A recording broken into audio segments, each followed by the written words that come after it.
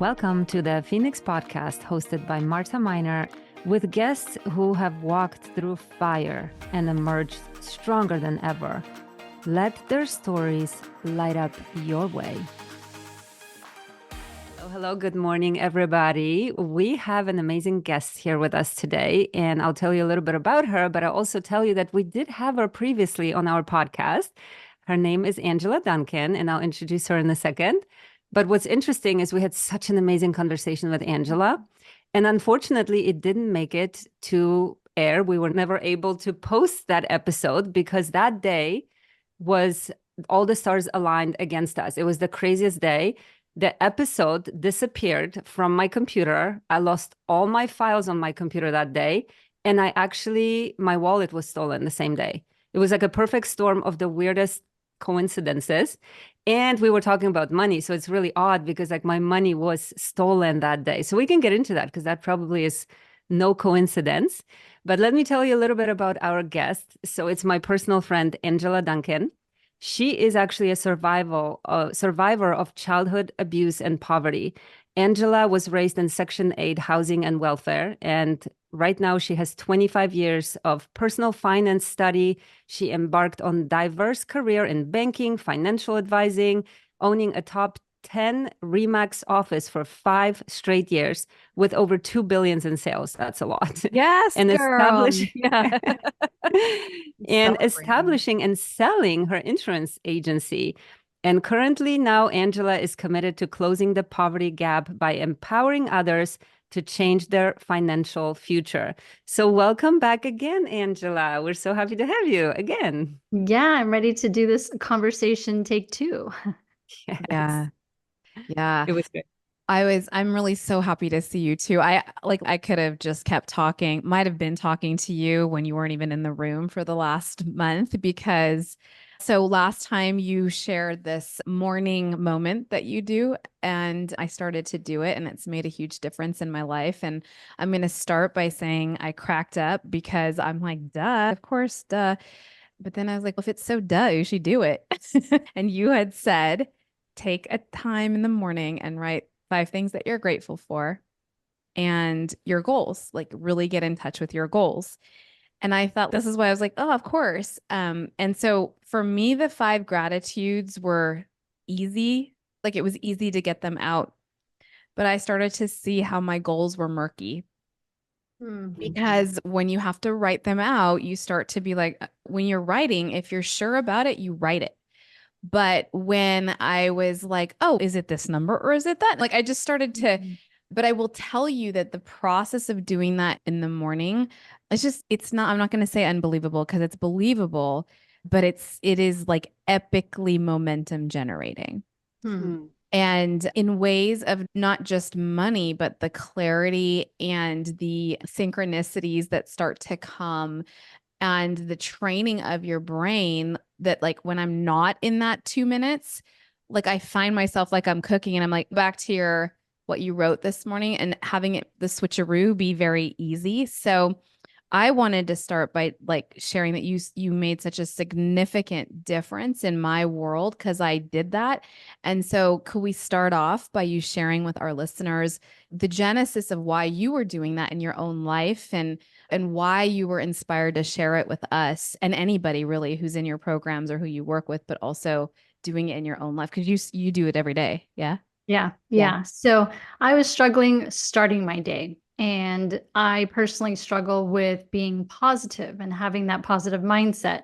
So I thought, like, how do I change this for myself? And for me, I needed to start my day and I needed to have control of the start of my day.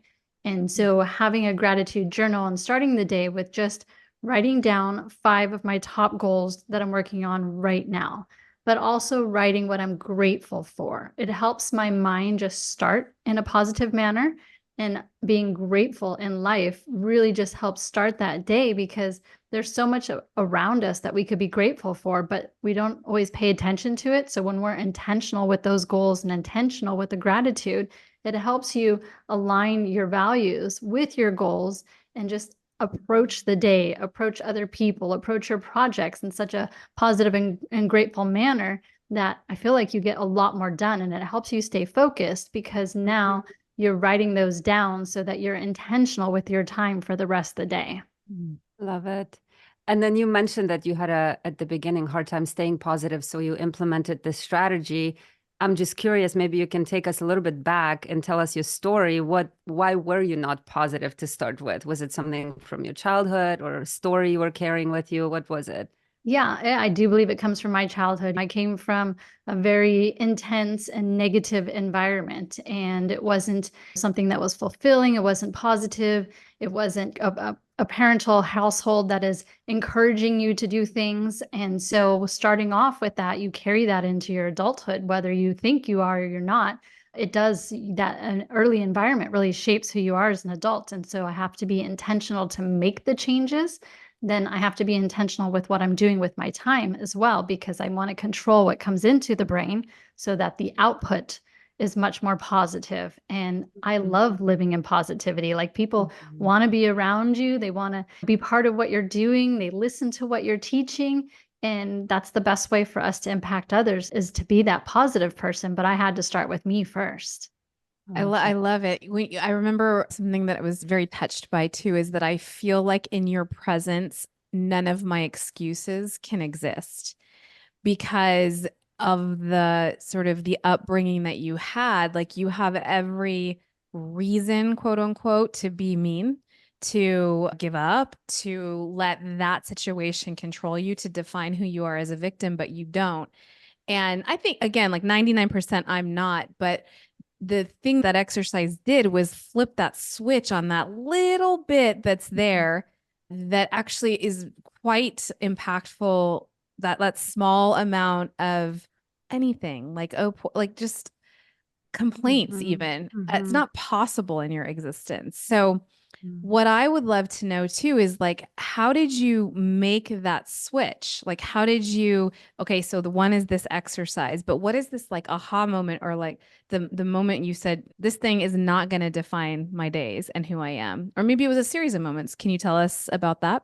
Yeah, I would say it's a series. And I think most people, when you want to make change, you reach a point where you're like, I'm sick and tired of this. Yeah. How do I change? You have to get to that moment. So for me, being a mother and watching my daughter, watching her kind of follow in my footsteps a little bit, and the way that she approaches things, the language she was using, it Yeah. just opened my eyes. And I was like, wow, that's what I sound like. I don't want to be that person. So instead of telling her what she's doing wrong, now I've got to change and show her what I feel like is a better way to approach life. So she's watching me. And then I went through a divorce, and it's very easy to be negative about all the things the other person has done wrong. But really, you've got to look in the mirror and look at yourself first. I can't fix any of that. I can't change that other person, but I can change me. What can I learn from this? How can I be a better person? And then what do I walk away with, the lessons that I've learned? And so it was a series of events over my lifetime that really got me to make this change. And for me, it's been more recent. It's only been the last couple of years. And I feel like I have met such incredible people like Marta, being able to approach people in a positive way and be giving and just get to know people. If I had approached Marta with a negative attitude, we wouldn't be here right now. It's just not something she wants in her world. So how do I connect with other people? And I want to be able to share that moment with people, and knowing that this is something you can control and something you can change. It might not be easy, but just little steps every day can make a huge difference. But you know what I love about what you just said? It's so encouraging to our listeners, probably who may be currently in like a negative vibe, right? Like maybe they don't have that positive mindset. I met you when you were maybe like a year into making these changes, or a year and a half. But when I met you, when you approached me, I thought that's your set personality from childhood. Like I would never be able to think that you ever had a past that was maybe more negative or not as bright. You were very bright. Just a little bit of a story how we met. We went to Grant Cardone Real Estate Summit event together. We didn't go together, but you approached me at the very first day. And I'm like, wow, there's this pretty girl approaching me. And you were such a light and such kindness and love that I felt right away bonded, and I felt safe right away. Because I'm like, okay, you go into these rooms and there's a lot of powerful men. And as a woman, you feel a little bit like, do I belong here? You're in VIP section, all these guys are gazillionaires and they have their vibe. And I'm like, what am I going to do here by myself this entire weekend?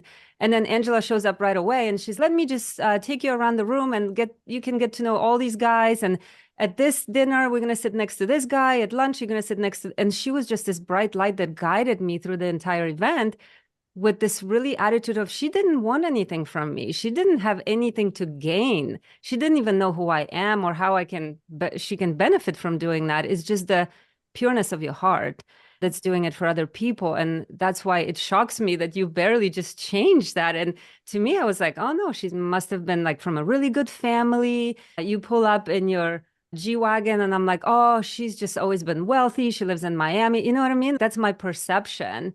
And it's so beautiful to know when you shared your story with us that that's not your beginnings at all. It's possible for anybody to change. And I would love to know how in the world you come from Section 8 and from negative upbringing potentially to being you right now.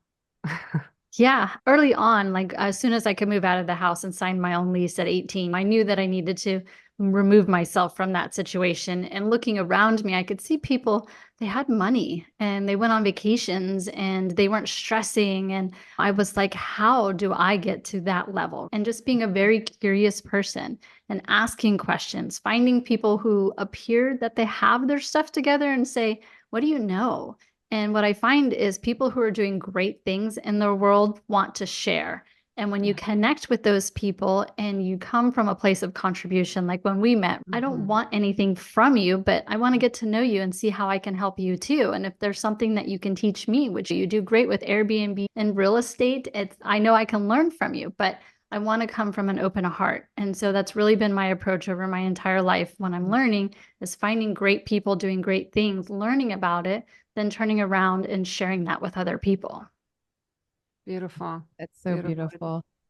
Yeah, I remember the come from contribution. That was another one from our previous talk where it's just a small, I love this is Nico, switcheroo, mommy, switcheroo. So I love it really is what that is. It's a habit. It's not that like you're on cloud nine all the time. I'm sure that you have moments where you want to punch a wall or whatever it is you do. We are female, we are emotional people. Yeah. Yeah. But the ability to almost be your own boss, where, so that was one of them where I would walk into a room and, okay, what would a woman of contribution do right now? How would she? Because then all of a sudden it's not really about you. So if you have the nerves or don't want to go say hi to somebody, or just even if you're like, oh, she's so much better than me, or comparing, you start all of that dissolves the second that you say come from contribution. Like it really is it's like a nugget, and in it beautifully simple is what I think it is. But if I didn't talk to you, I wouldn't have made it part of my entry to events. It's really what it was. Like every time I enter a social situation or a situation where I'm going somewhere, I say that I remember you and I'm like, come from contribution. And it's not because my heart and my values aren't there. It's because I get so caught up in the agenda of my life. Oh, I have to talk to this person. Oh, I have to. And if I can really step back, and then that place of open-heartedness is exactly, you're nailing it. Don't nail your heart. Sorry, that was an unfortunate metaphor, but you're the open heart. Can you tell me more about how you open your heart after some of those intense emotions? Because you're talking now divorce, you're a mom. I'm guessing even though you've got this great success, it wasn't like smooth sailing the whole way. So how do you keep your heart open? Yeah, and I still deal with it today. I know it's going to be something that I will work on every day for the rest of my life. And when you go into just what you're doing every day and understanding that about yourself, I still suffer from anxiety. So when I'm in that moment and I pay attention, the anxiety for me feels very heavy in my chest. And instead of focusing on that feeling, I think about my heart and I think about what can I do in this moment? And then I just remind myself that I struggle. I'm going to struggle, but I don't want to focus on that. How do I help other people? And in those moments when I'm feeling really down or if I'm having that anxiety, I reach out to other people and I just say, hey, what are you doing right now? What can I help you with? Because it really changes my mindset and my attitude. And it reminds me that I have a purpose, right? I'm on this earth for a reason.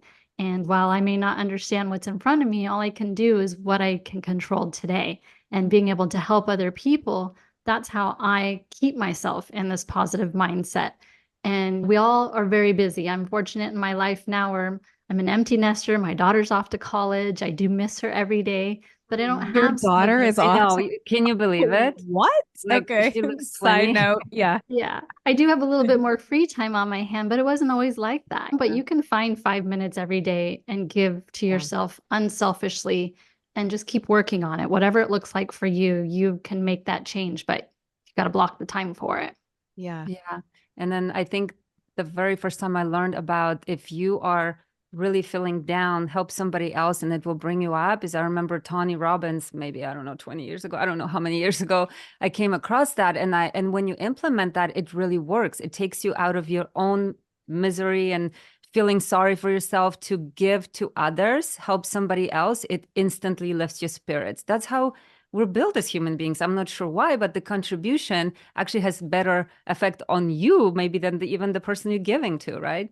So I love that you live this way. And I felt it. I know it's authentic. Like people come on and say whatever they want to say on the podcast or whatnot, but I felt it from the other side. Like I knew your contribution to others is very selfless and it's beautiful. And like I probably would have not connected with anybody to that level at that event, but somehow you created lasting change in my mind. Because just like Ushi, I think about how I could approach other people when I go to events. Because usually I'm just like, oh, I'm here for whatever. And I'm just sitting there.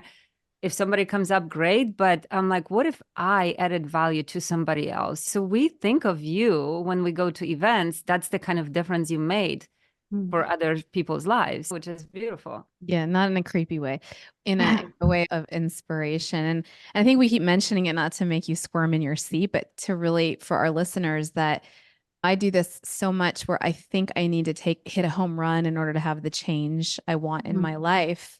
But it's actually these micro moments and these times every day of different choices that have made the sort of ashes to love trajectory happen where I don't stay in my negativity or my whatever downward spiral. So you've done this thing in your world where now you are empowering women through money, right? Or empowering women around money, which I love because just this morning I saw this quote from Kathleen Cameron around what happens when you give money away. It can be short lived, but if you teach the person how to manifest or take care of and make the money, now you've given them freedom. And I thought, how appropriate that randomly the YouTube algorithm served that up. And here comes Angela Duncan, who teaches that. So, can you share with everyone first the idea, like where did it come from that this is something that we need in this world? And then tell us a bit about what you do with women for women. Yeah. So I was listening to a podcast actually this morning, Sharon Lecter, who was also the partner with the Rich Dad Poor Dad and how that all started. And she said, we really focus on not necessarily the paycheck, but what you do with the paycheck. And I'm a big believer in that. Sometimes you can't immediately control the money that's coming in, but you can control the expenses. I do believe that credit card debt in this country is out of control. And it's one of the few things that we can fix, right? I may not be able to fix cancer or any other crazy deadly disease that I have no knowledge about. But when it comes to money, it can be a simple tool that you're going to use for your everyday life. And if you weren't taught how to use it properly, then it's not too late. I'm a prime example of that, right? I didn't learn about money as a kid, but I decided to be intentional about it, just like we're intentional with the start of our day. You want to be intentional about money. And so the first step is always looking at your expenses and controlling what is it that you can cut out right now in your life that's not serving you. If it's not a basic need and you truly want to get out of credit card debt, then figure out what you need to cut out immediately to propel you forward to really start on that journey. And so we talk a lot about mindset, but it's also being intentional and looking at what's your income, what are your expenses, what are your goals, and then having someone in your life that you can be accountable with and that will be your cheerleader, or they might pick you up when you're feeling down. An unexpected expense comes up and you feel devastated because it's setting you back in your plan. Life happens and it's okay. It's what you do after that point that means the most. Yeah. Mm-hmm. Is that what your book is about? I know you wrote a book. So Angela is also an author, and I know it's a bestseller, right? So is that what you teach in your book? Yeah, it's called Empower Your Money. I wanted to make a book about you, and I Mhm. wanted to give you just simple action items that you can do right away in your life. You don't need a dictionary to read the book. It's a simple book so that you can start on your journey. So many times we see these great financial books, and even today when I read things, I'm like, man, the average person has no idea what you're talking about. So this is not going to help them, right? So Yeah. I wanted to reach those people that were struggling and they just wanted they were tired of being where they're at and they wanted to change. And so let's just deliver the information as simple and basic as possible so you can start today and then you work on that journey. Mm. And I love that because you and I are both in real estate and especially multifamily. I have a bookshelf full of multifamily books, and it's written in such language that you fall asleep before you even get to page 3.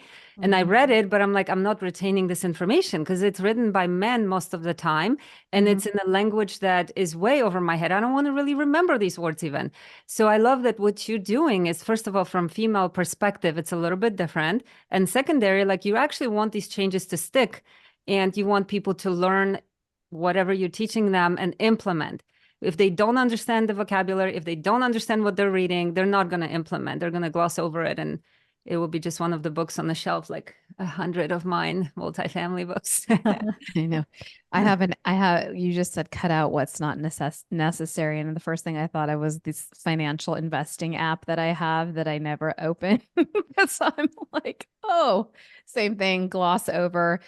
Is there a reason you chose money For the book, for the place to empower women? I don't think that I chose it. I've been studying Oh. it for a long time. I'm a Christian woman, and I believe that God gives us all gifts. And it just makes sense to me. Numbers make sense to me. Investing makes sense to me. And the more that I talk about it, the more that I realize it doesn't for other people. And so when you get people start asking you about a topic, then that's usually where your genius is. And then you got to realize that's your gift and it's your responsibility to share that with other people because it makes sense to me. How do I make it so it makes sense for other people too? And that's where the teaching comes from. Mm-hmm. Beautiful. Marta, I'm going to interrupt you because now I need to go here. So you're a woman of faith, and I want to understand what you, and also you, Marta, how do you define divine providence? Because, no, let me just start there and then I can go explain where this question's coming from because I think I can Oh, feel no, I want to hear that where it's coming from. a relationship with the divine that's you're going to give, please give it to me, please give it to me, please give it to me. Praying in a way and learning again with my switcheroo that for me, praying started to be more praising the evidence of and the presence of the divine. But for a long time, I was like, hey, guy in the sky. And it wasn't obviously that overt. It was more that I could see that my attitude was like, yeah, like almost something outside of me was going to give it to me. And when I hear the word empower, I think you use it because it's coming from the inside out. So that's what I wanted to hear from you. That's a very intentional choice to empower your money. Yeah. It's not, I said empower women through money, but you said, no, it's empower your money. And I love language. And it made me think of, ooh, how does she view like, how do you view all of that? So that's where it's coming from. Gotcha. Yeah. When I pray, I don't ask for. I think that's a big shift. When I pray, I ask how or show me. And so instead of asking, like in a situation, someone's car broke down and they're praying to God for money to fix it. Instead, I asked, what lesson am I to learn during this time period? And so I remove the emotion part of money and ask more about what I'm supposed to be doing in this moment. Show me the way, empower me with the information and the knowledge so that I can move forward and not feel so emotionally attached, especially in a negative manner when it comes to money. I believe that we are provided for And and similar to you guys, like I read a lot and I listen to a lot of podcasts. And I remember listening to a podcast recently where they were talking about all these coaches that teach you to have confidence in yourself and to empower yourself. And I believe that to a certain extent, but all of my confidence and belief goes into God first because He's not going to let me down. Whereas I am an imperfect person and I'm going to make mistakes. And so I have to have grace for myself. And that goes back to my prayers where I'm not being negative about myself or beating myself up because something didn't happen the way that I want to. I just reflect on it and say, what am I supposed to learn in this moment so that when I move forward, I don't make these mistakes again. And hopefully I can help someone else along the way not make the mistakes that I've done. Beautiful. Thank you. Yeah. Oh, that's great. And I think we're all thinking about prayer a little bit differently. And I also feel like to me, as I evolve, my prayer changes. Because as a child, you treat God like Santa Claus. Give me this, give me that. Here's my list. And then eventually, which I think I told you that, Ushi, once, and you said, yes, it is. God is like Santa Claus. Didn't you say that at some point? Yeah. Yeah. From the perspective of what Angela just shared, that the faith that God will come through is like Santa Claus, right? As the kid, you're like, Santa Claus is coming. Yes. Yeah. Yeah. So yeah, and that's a really good and empowering way to view it, because then you also have trust. It will happen, maybe not this Christmas, but next Christmas, it's coming.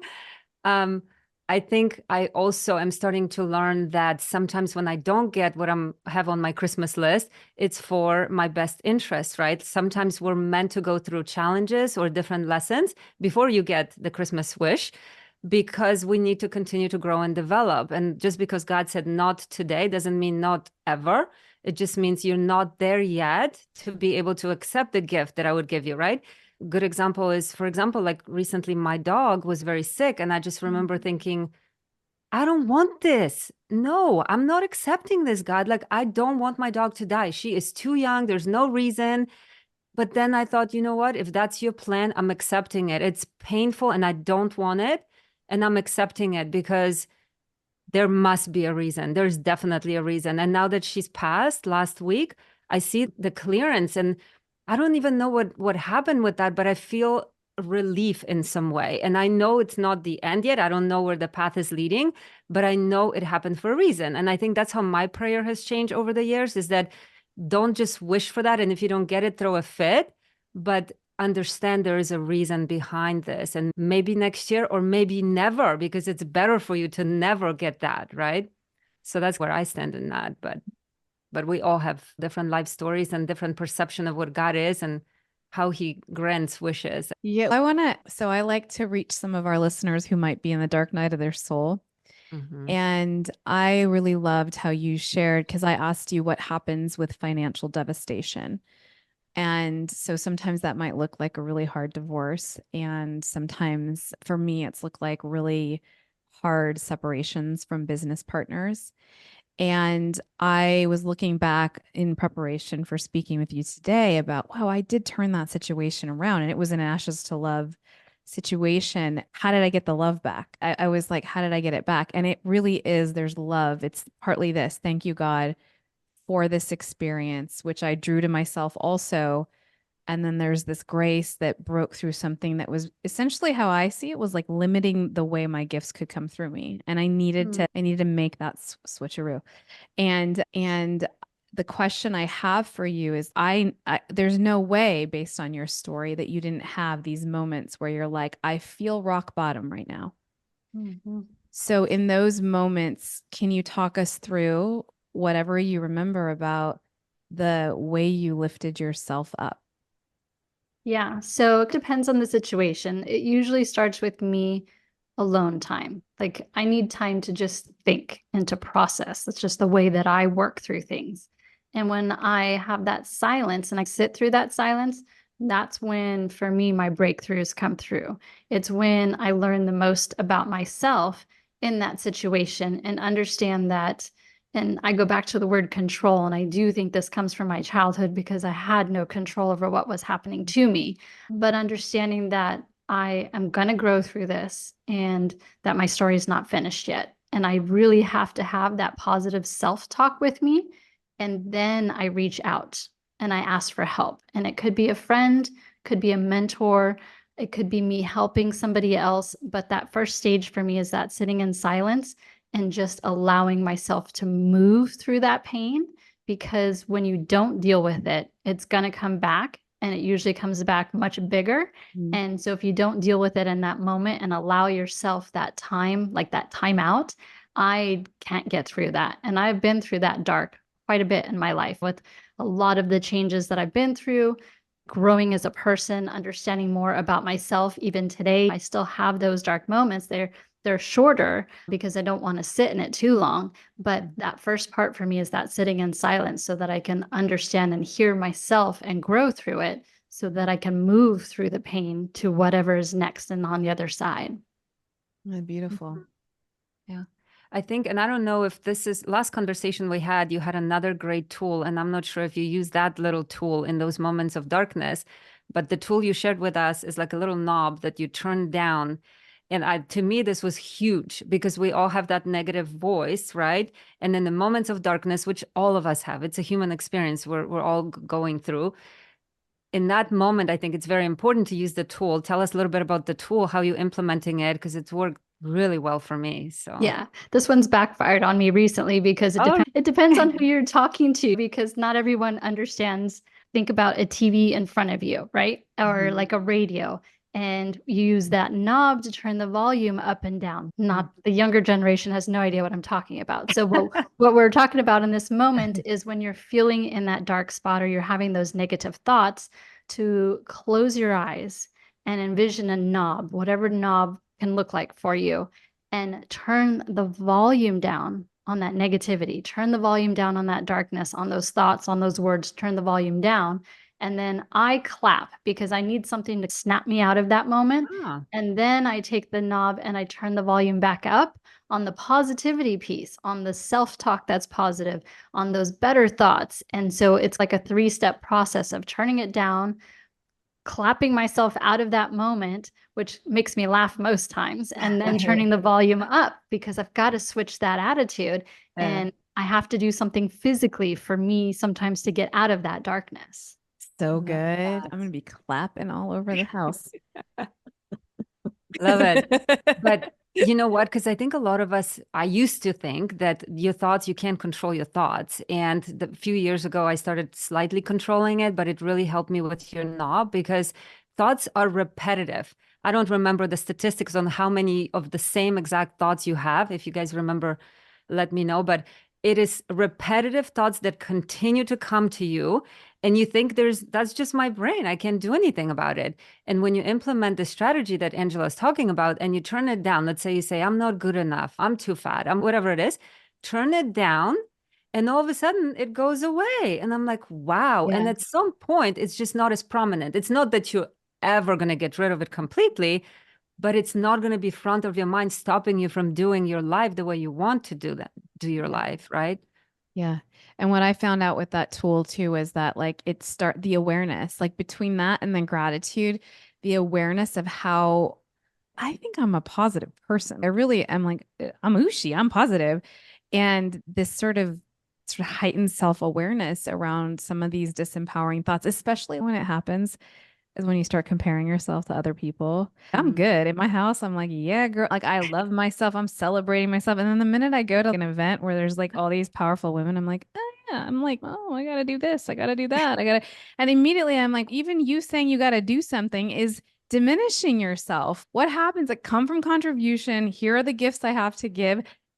And that's it. So I really love that's the case. And I wonder, could you also share with us? Mara and I are like, blah, blah, blah. These are how amazing these are. But what are some of the things that you're seeing in your work with women that they are turning around using the tools that you are offering? Just to give us a variety of what maybe even some of the listeners might not understand as the symptom of what you're giving the antidote to. Yeah. Is it antidote or it's antidote? Yeah. Yeah. One of the things that I see most often, especially with female business owners, is their ability to separate the confidence from the worthiness and turning that worthy button up. And I see this most often when they're not being profitable in their business because they're not charging enough.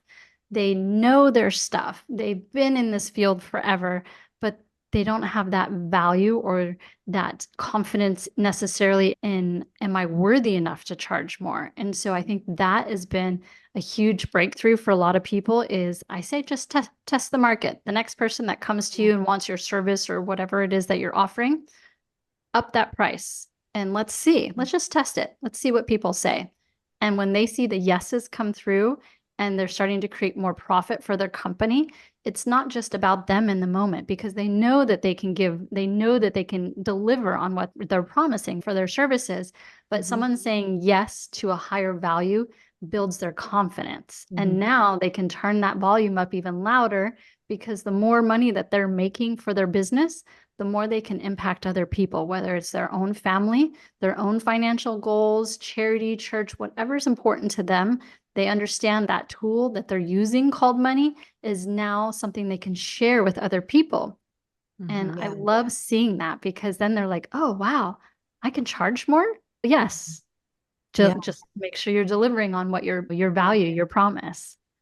It's such a big difference between men and women, and especially when we go to these real estate events, and you almost have to turn down the volume on some of these men because they have so much confidence. It's over, like it's flooding this whole room.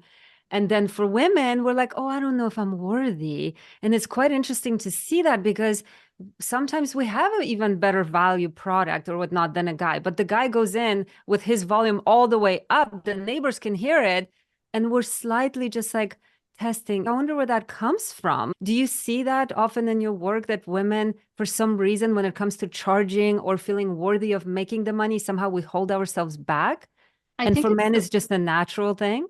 Yeah, I was going to say, I think it's because women, we feel like we want to prove or get the value first and then ask for the money later, where the man is more logical, because that to me is a heart-centered approach, where the man is more logical. This is my price, this is what I'm going to deliver. And it's opposite because they're thinking logically, whereas we're more emotional, where we're going to be, I have to prove it to you first, and then I'm going to ask for money. That doesn't always work. One thing that helped me with that was to really understand the cost of absence, because if you start to see, for example, the cost of absence of Angela is you're broke, or you'll go through cycles of ups and downs and not understand how to secure your future. That's a huge cost, right? The other side of it is actually probably a small investment, where depending on where you're perceiving it, but it's actually not, it's not a huge investment to get the outcome that's going to be there. But even with that logic, I still find myself like, when you just said that, for example, like I say this in my work, okay? And I'm going through this right now because I'm like, oh my God, I don't have, it's like a good thing that's happening in my world. There's so many people that want to work with me. And I'm like, oh, but if I raise my rates, then those people won't, the ones that I love won't be able to work with me. It's like, because even now it's still here. Like, it's like, why? And I think I love that you paired it with, am I worthy? But I also see that what I see in my work is that we want to make it affordable for the whole world, like affordability, access. And it's because we're coming from that space of wanting to help. But you had said something very interesting about your own self, because you had no money at 18. You had no money. You did something about it. You got mentors. Where did you get the money to invest in these things? What was that attitude switch that you had? I'll tell it to you, but I know that it's coming from your voice is so beautiful. So there was something you said that I remembered very distinctly. Do you remember what you said to me? I don't, but I want to touch real quick because you mentioned word track, cost of absence. So when we as women, as mothers are running our businesses, that cost of absence, the first thought that came to my mind is if I'm giving an hour to a client, I'm taking it away from my family. So think about that. When you're charging what you think you want to charge, how much is it worth for you to take that hour away from your children? So you've got to understand that you are worth more. So charge more. You might lose some clients. That's okay. But now you got some time left to either help other clients or give back to your family. Yeah, I don't remember exactly what I said about the mentorship. Early on, I didn't have money for mentors. I just went and asked other women who were doing amazing things and said, teach me. Yes. You also said, though, that if I knew I needed the knowledge and there was a price tag to it, I found the money. Like I figured out how to find it. Maybe you didn't do the program the next day, but people who want to change find the money to make the change. Or we learn how to barter because we may have Yes. something that they want or a connection that they need. And while I may not have the dollars for the mentorship, what can I add value to their life? Yeah. Yeah, I really love that because I do see this like this kind of, I'm going to say the word bleeding heart, but like this, I think I've gotten ensnared in the bleeding heart mentality where you do want to help everybody. But what from what you're saying is that I actually become more able to help people when I have this perspective. Yeah. When I charge more, I'm actually helping more people because Yeah. I'm circulating the money. It's coming to me. I'm giving it to my family. I'm using it to support me to do more of what I would like to do in the world and share my gifts, right? It expands my ability to do that. It again, it's just it's a volume thing for Yeah. sure. Which one will you pay attention to? Yeah, and what you just said about cost of not being with my child, that resonated with me Mhm. like nothing else. Literally, like when you said the volume last time, I knew it's going to change my life. And when you just said what you said about cost of not being with your family, because otherwise I feel like women, we're nurturers. We want to nurture everybody, not just our children, but everybody, right? All of our friends, they need our time and all of our clients. But when you said, how much does it cost you to be away from your daughter? I'm like, oh, a lot. So I'm like, okay, I see Yeah. it now. That's hitting me very different, which a man would never think that. They're just, and we have to understand that there are differences between men and women and how we built and what we're created to do, which we carry children and nurture. So even if you're not a mother, you still have that instinct in you, and it's just running the show. So when you put it the way you put it, I'm like, oh my gosh, that's going to help so many women, I think, raise their prices. Yes, and these are all tools that don't cost any money. So it's just you have to take action and implement. Yeah, it's a perception. Everything is a perception, like how you see the world and yourself and adjust according. Yeah. Um, I'm like astonished at how every time we do this, I have to just rehear the things that come up. It's like really sinking in. Because then considering like the highest form of self-love, I think that's what you just decoded, right? If I truly were to say, Ushi, I love you, then these actions are almost easy to implement because when it's towards my child, of course, it's an of course.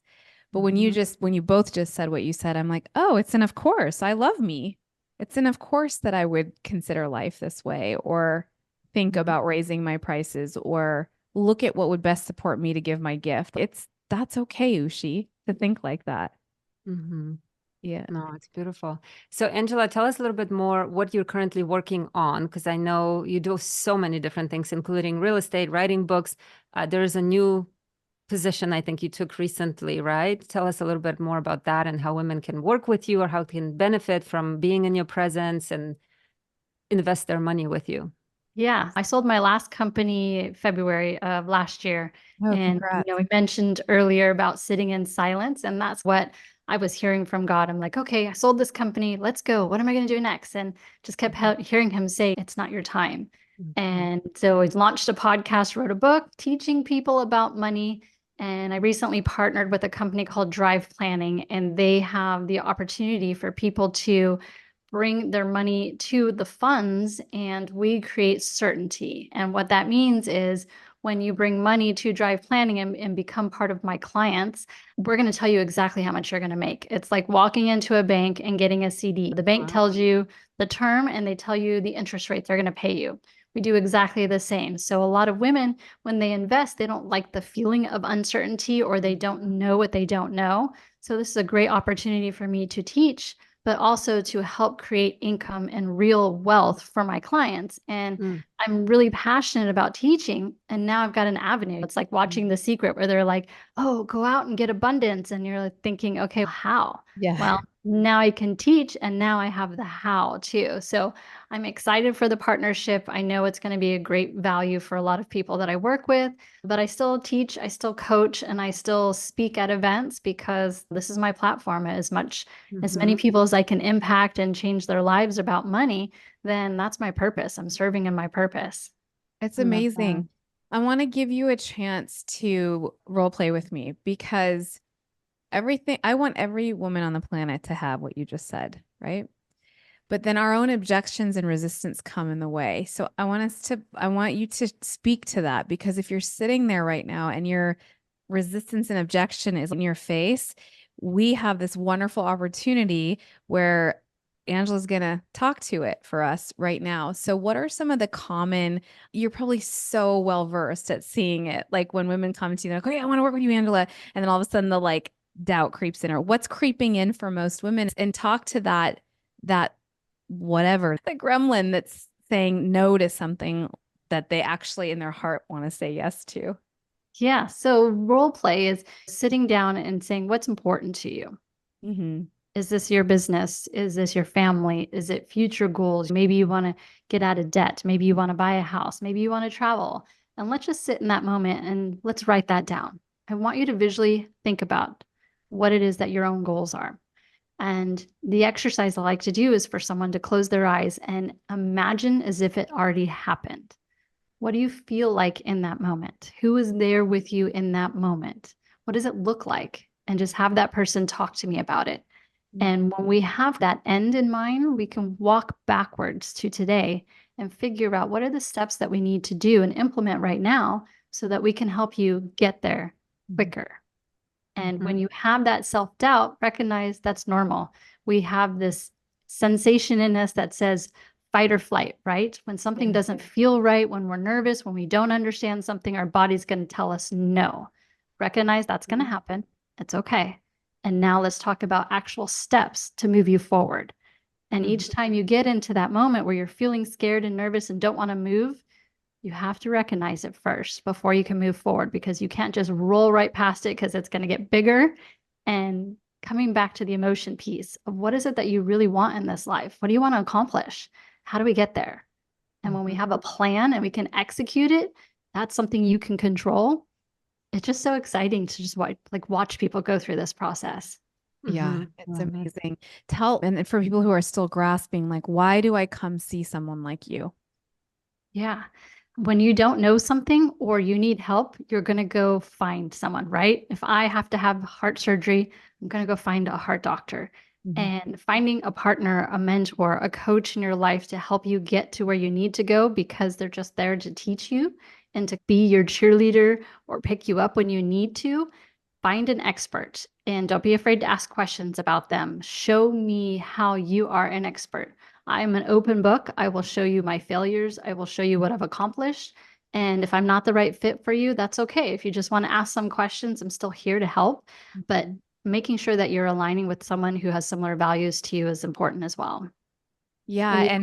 And yeah, I was just going to say though, and specifically because of what I want to get out of debt, because I have a financial goal, because I have no idea about finances, all scenarios are cool. Yeah, absolutely. Okay, cool. Yeah, I love that what you do is specifically for a lot of women, we leave investing up to husbands or guys or men. So a lot of women, maybe you're start of the road, maybe you just got a great job and you have some extra money and you don't know what to do. A lot of women really don't know. They rely on men to take care of that aspect. Maybe somebody's going through a divorce and all of a sudden they're like, I never had to manage my money. I love that that's what you do, and you can guide women to feel empowered with their money, which is the name of your book and everything you do. And I think that's what's so beautiful. If somebody's listening and you don't really know, you feel like I'm not capable. What do us women usually do? We go to a financial advisor who is a guy, has a very different perception, really, for the most part, of how money should be invested. And then we just say, I hope it works out. That's how it is. Or you leave it up to a husband or somebody in your family, an uncle or grandpa. But I love that you feel empowered about money. You know how money can multiply.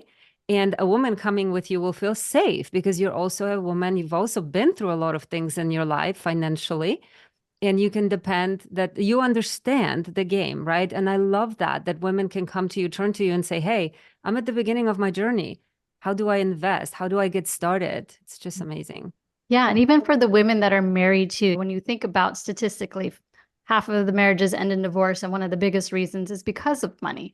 So why not have that conversation with your husband? Maybe you are not the lead when it comes to your whole financial, picture, but have a conversation, understand where your money is at, because For the husbands that might be listening, the more you can talk about money with your wife, the more on board she's going to be with you. And maybe you guys set goals together. Like that brings you closer. Then hopefully that's not a reason you divorce later, because she may not understand spending habits. She may not understand investing. So if you sit down together and go over what your beliefs are and what some of your goals are, and you guys can plan together, that just is going to help your marriage succeed. Yeah. Oh, beautiful.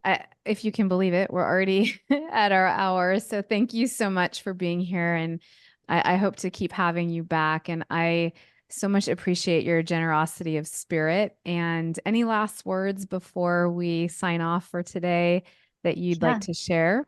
Women, take control. Get the education that you need, but take action too. That's the most important part. You can learn all you want every day of your life, but if you don't take action, then you're not going to have real change in your life. Beautiful. Thank Can you. you also share your Instagram handle or how people can reach you and get a hold of you? Yeah, absolutely. So Instagram and TikTok is Empower Her Money. And my website, if you want to know more about how we help people to create massive income, is morewithangela.com. Beautiful. Great. And thank you. And for our listeners, if you want to find anything about Angela, because you didn't catch that, it will be posted at the Ashes to Love podcast on Instagram. So we'll see you next time. And thank you so much for tuning in and listening up. And Angela, you're amazing. Thank you. Yeah. Thank you, Angela. Such a pleasure to have you on again. We'll have you more, of course. Enjoy the rest of your day, everybody. Thank you for joining us. Bye-bye. Bye. Thank you for listening to the Phoenix Podcast. We appreciate your support. We would not be here without you. If you enjoyed today's episode, please consider sharing it with your friends or family members who might benefit from it as well. And please don't forget to leave us a review. We appreciate you, and we'll see you next time.